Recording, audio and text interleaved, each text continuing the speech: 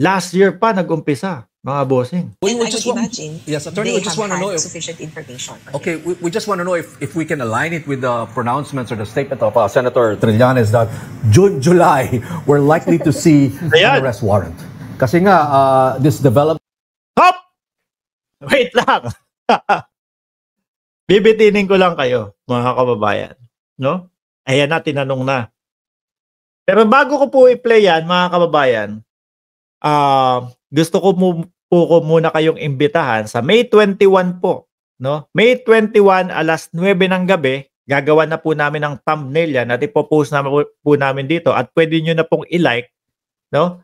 Sa May 21, alas 9 ng gabi, live po natin makakasama si dating Senador Trillanes, mga kababayan. At ang pag-uusapan po ay ito, tungkol sa ICC at tungkol sa West Philippine Sea. At sisikapin po namin, mga Boss Chief Amo, sir, na yung mga itatanong namin, hindi pa naitanong ng mga ibang vloggers na nakapag-interview na dating Senator Trillanes.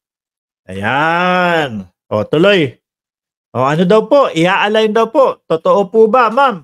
Yung sinabi ni dating Senador Trillanes na June, July o August? Ma'am, ano po ang sagot? That the DOJ is preparing a briefer, they also seem to be anticipating an arrest warrant. In relation, attorney, doon sa tanong ni Patrick, no? Anong tingin niyo, ano yung meaning nitong briefer na ito ng DOJ?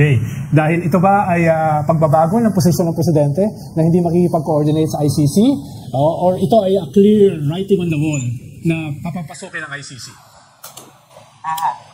I would say that this is a clear indication that the president is reconsidering his position. Kasi kung firm ka kailangan na daw pong, kumbaga, i-reconsider ng presidente ang pagbabalik ng ICC.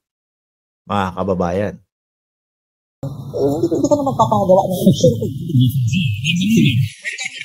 We're coming from the, in a sense, worst scenario na we are not cooperating, we have disengaged.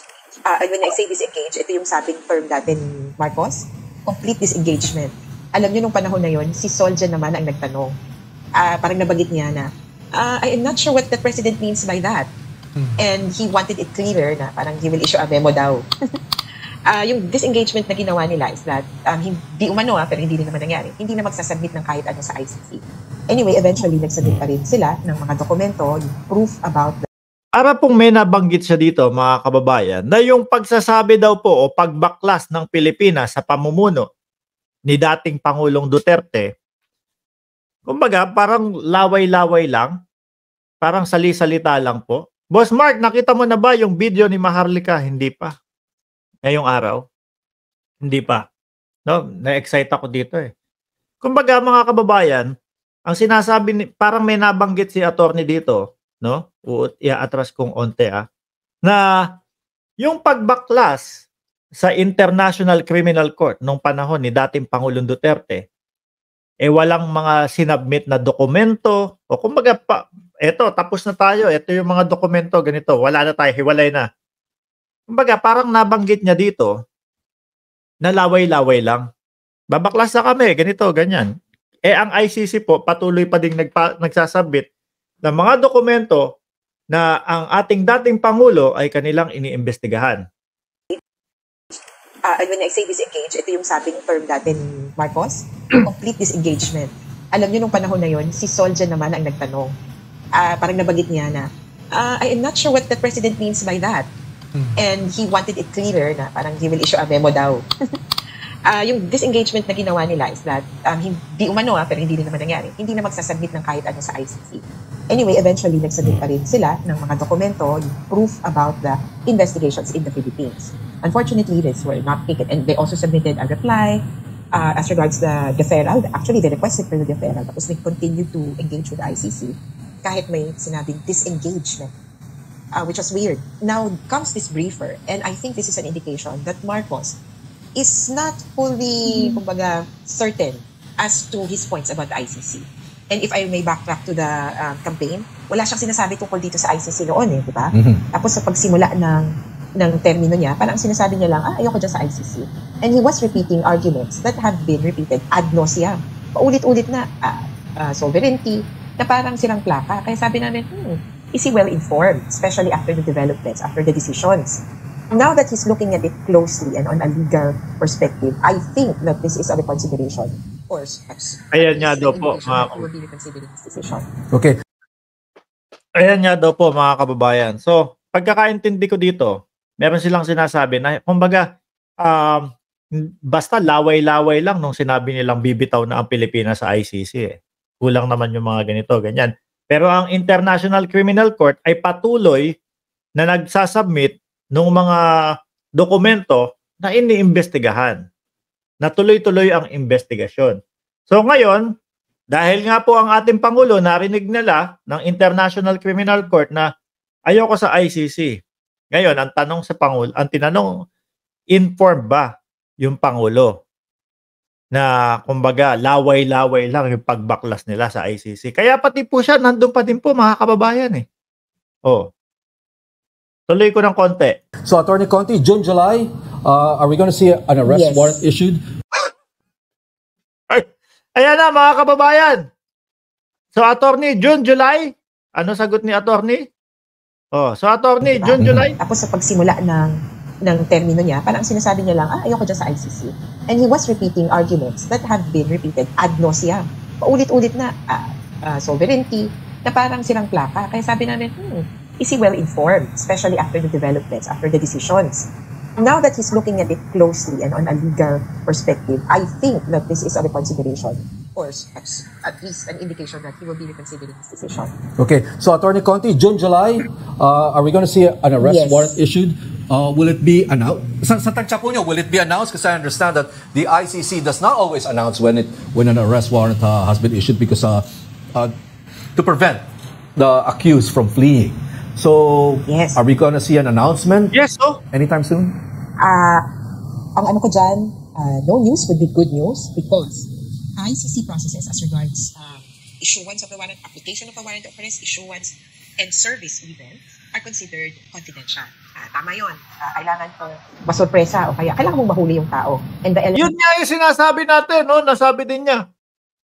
June, ako iniisip ko, baka yun yung sinabi nila kay Trillanes, kay dating Senador Trillanes, mga kababayan. Pwedeng June o July. No? Pero nga, siyempre, parang binibigyan mo na ng ano yan. Ganitong petsa kami o ganitong buwan kami dadating para iserve yun. Oh. So, siyempre, parang ikaw, bilang isang huhulihin at ayaw mong magpa-aresto, magtatago ka na dahil alam mo na kung kailan ang panahon eh. So, maaari at posible na pwedeng mapaaga, mga kababayan. Pwedeng mapaaga. Sabi ni Belinda Cruz, totoo ba na pumasok na ICC dito sa Pilipinas? Masasagutin din po yan dito. Element of surprise is crucial to the implementation of the warrant of arrest. Ang kailangan mo dyan, information kung saan siya pupulutin. Now, this is the thing. In recent months, they have had announced the issuance of a warrant of arrest or warrant of arrest against Putin. It's Putin. And the reason was, or in one interview, the prosecutor said, I'm announcing this because as a form of deterrence against future crimes against humanity. Sa Russia po kasi, tuloy-tuloy yung nangyayaring mga crimes against humanity and war crimes. Illegal detention. Ay nako, sisimulan ko na muna ito habang kumpleto yung documentation ko tungkol sa relocation of kids, of children na nasa orphanages daw. Ayan, nabalita yan. Habang kumpleto yung dokumento dito, mag-issue na ako ng warrant of arrest para deterrent o pantigil dun sa... Para matigil nga yung sinasabing karahasan kung may nangyayaring gano'n, ano? Ititigil muna natin to, mga kababayan. Bibigyan muna natin ng shout-out si Roel Sanchez na pang 601 ang kanyang like. Ayan ha, special ka, Roel Sanchez ha. Salamat sa like mo. Ganitong actions. Later, they issued another set of warrants. And until now, the investigation has not been completed. So that could also serve as parang example for us. Hindi pa tapos yung investigation. Attorney, can you confirm that can you confirm that ICC investigators came here late last year? Kasi that's also one of the claims of former Senator Antonio Trillanes. Nakapasok daw sa Pilipinas. Yung, well, hindi siya actually nagsabi na nakapasok, but the other side nakapasok. Ang sinabi lang ni former Senator Trillanes, nakapag-imbestiga pero the Duterte camp said pinapasok daw. Nakapasok na ba dito yung mga investigators? Well, Wait lang. Bigyan natin ng daan si Nenita Umali, pang 664 ang kanyang like. Mabitin lang kayo ng konti. At si Delpin Junior Garay at si Edil Cantona na 668 like. O, eto na. Nakapasok po ba talaga, attorney? I-reveal mo na yan. unfortunately, on the part of the victims, I cannot confirm that kasi hindi po kami ang kinausap. Kaya, mas may kinausap. Ibig sabihin, talagang nakapasok. Ano? Tama ba ako nun, Diamond Dar? 692 yung like mo. Grabe, paabutin nyo po ng 1,000 yan. May mga nakausap. So, ibig sabihin, nakapasok. Sabi ni Lorelai Disiner. Salute you, Mark. Cool na cool ka lang sa mga basher. Ayan nyo lang po sila dyan. 668 si Elmer. Si Maria Cecilia, pang 657. Ayan. Roberto Official TV. Yari na si Digong. Tuloy. Kami ang nagpapasok. So, yung two parties, sabihin na natin, yung nagpapasok, yung kinausap, if they can confirm, and we have heard words that they have entered the Philippines, edi sa kanila yun. On the part of us, they have always cautioned us against committing the ICC to acts or to activities or to statements. Kasi at this point, while the investigation is ongoing, security is a material point. Okay. Wala kami kakayanan na protektahan yung ICC investigators, and I'm looking at the possibility of them returning. Kung kami po sa mga victims, we continue cooperating with the court. Ngayon po, mga kababayan, no? Mahaba pa po yan, pero kumbaga, yung buong interview po, mga boss chief amo, sir, yun na din po kung ano yung mga sinabi doon sa umpisa, no? Si Buendia, 651 like. Nasaan pa ba yung iba? Pasensya na, mabilis yung ano. Si Maria Antolin, 732 like. Ako, Sir Mark. Ayan. Aabot ba tayo 1,000? So, sa madaling salita, mga kababayan, yung mga katanungan natin, no? Kung nakapasok po ba talaga ang ICC, nakapasok talaga. May na mga nakausap At tapos, eto pa ang isang naisip ko, mga kababayan. Yung isa ding sinasabi ni dating Senador Trillanes, yung about doon sa may 50, 50, 50 na kapulisan na kinakausap ang ICC, sabi ko, totoo pala talaga din yun. Bakit? Galing po doon sa sa post ni Senator Bato. Parang meron siyang kinokonsensya na kaibigan niya. No, God bless you, sir. Tinulungan kita na wag tanggalin ni Digong.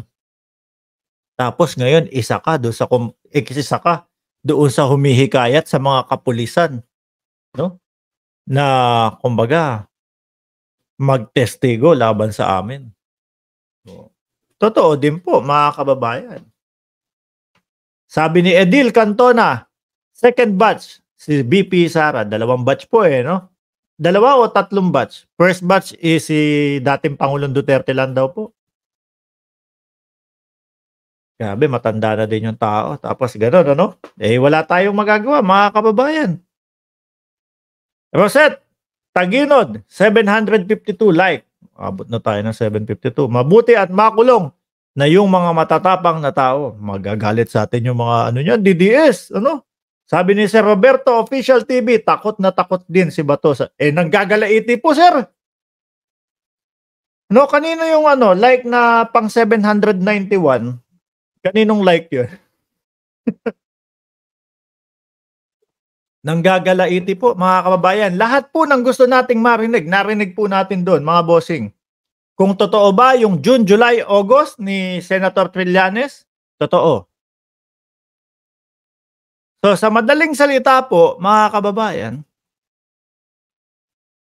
ang nakikita ko kung bakit nagiging halos parang linggo-linggo na ang mautog, dahil po dito. Isa po sa, kumbaga, nabubuo sa isipan ko, yung mga kababayan, yung gusto nilang mapababa ang presidente, no? Dahil pag bumaba ang presidente, ang kapalit si BP Sara. Pag sinabi ni BP Sara, sarado yan, walang papasok na ICC. Oh, wala na. Yung sinasabing pag-iisipan ng presidente, black na agad yun. Wala ka ng pag-iisipan, nakababa ka na eh.